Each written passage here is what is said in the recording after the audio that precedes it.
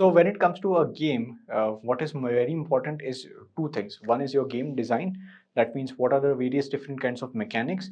And then the second part, which is a subset of game design, is level design. Now, level design is something that not a lot of people are aware of as a concept. There are proper level designers hired to construct levels, and we will be taking a look at what are the basic fundamentals that you need to keep in mind while designing a level. So definitely, someone who takes care of the designing of a level is someone who is known as a level designer, and they work with a wide array of things such as constructing the entire level, placing elements, and making sure that whatever is placed in wherever it is needs to be exactly there. So let's say, for example, you are playing a game of Uncharted, or maybe you're playing something like soap cutting. So in that, each and every single aspect or each and every element that you see is carefully thought of and placed exactly where it is supposed to be. And levels can be of two different primary types. One is either an endless level or a finite level. Now, in finite level, you determine the number of levels. Take, for example, maybe 1,000 levels in Candy Crush, or an endless runner game like Subway Surfers having endlessly running assets coming towards you. So like that, you can determine what will be the different kinds of elements. But in case of a finite level, wherein you know that something is going to start from point A and end at point B, you need to construct that level in terms of two things. One is its scoring capability. So you might know that there can be some sort of a collectible reward point that you can collect from that particular level. So you need to keep track of all those collectible elements.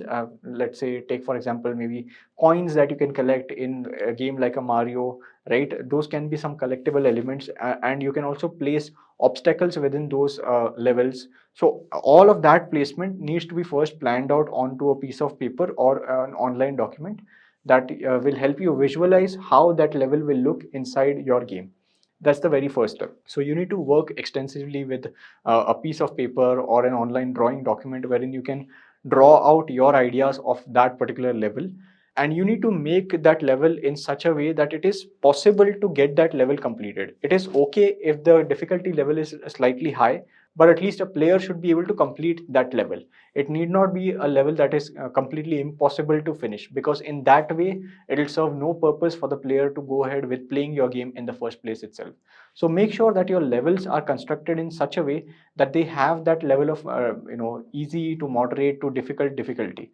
And the way that you can construct is by following simple graphs of level design fundamentals, wherein you start off as a simple, easy level, which can also be termed as your tutorial level, wherein you can guide the player on how to play your game. That is very much critical, because you cannot be present in front of each and every single player as a human being telling them how to play your game. So your game needs to communicate that, and your levels need to be designed in such a way that they communicate directly with the player without even you having to say anything. So that is a very important aspect of your level design, wherein your level needs to speak and connect with the player.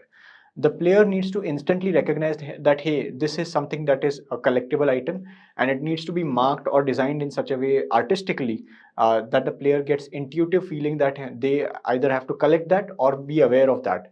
So there can be various different things, such as something that damages your player, that needs to be placed smartly in a way that it is behind something that the player either does not notice, or is an element of surprise.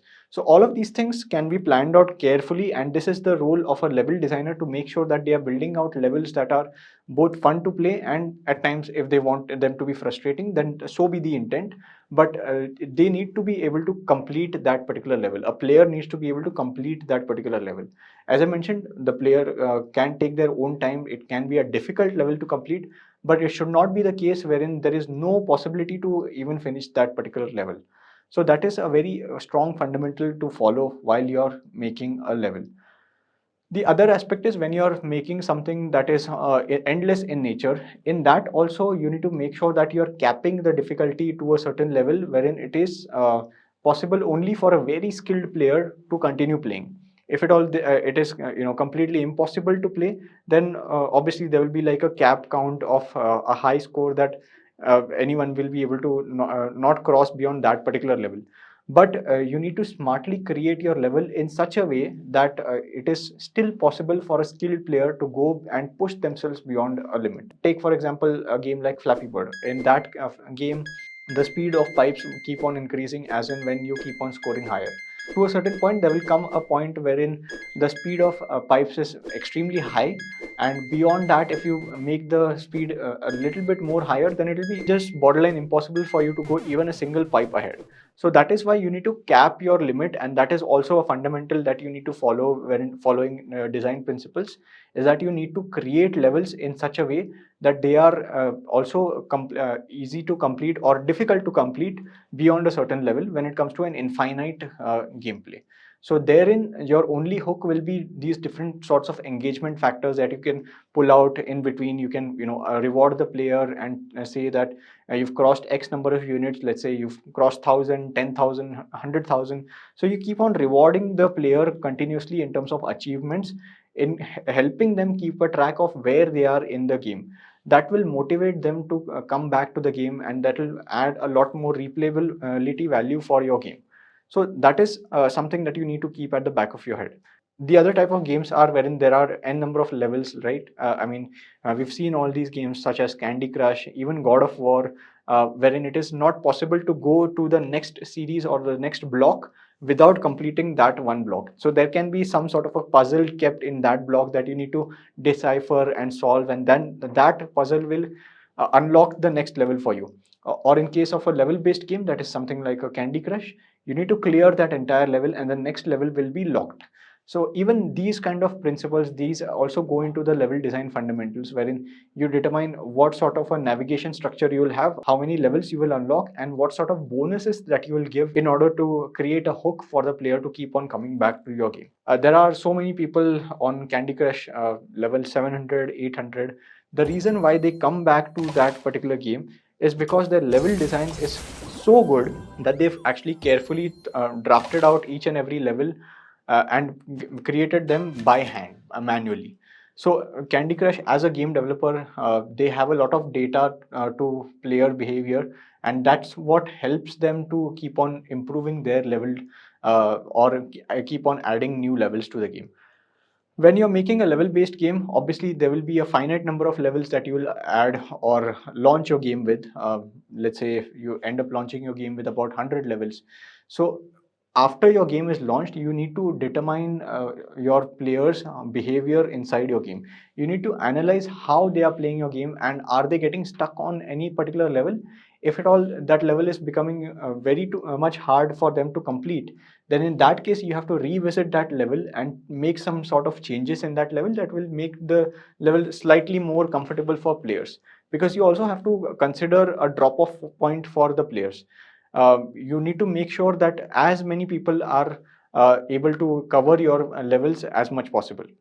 So you've created say about 100 different levels, and through your data you found out that it is not possible to go beyond 60-second level.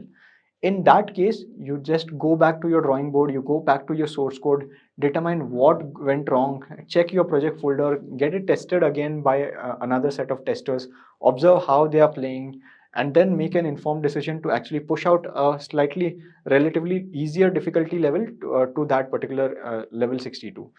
It might also be possible that when you are making so many different levels, some of the levels they glitch out when put out into production environment.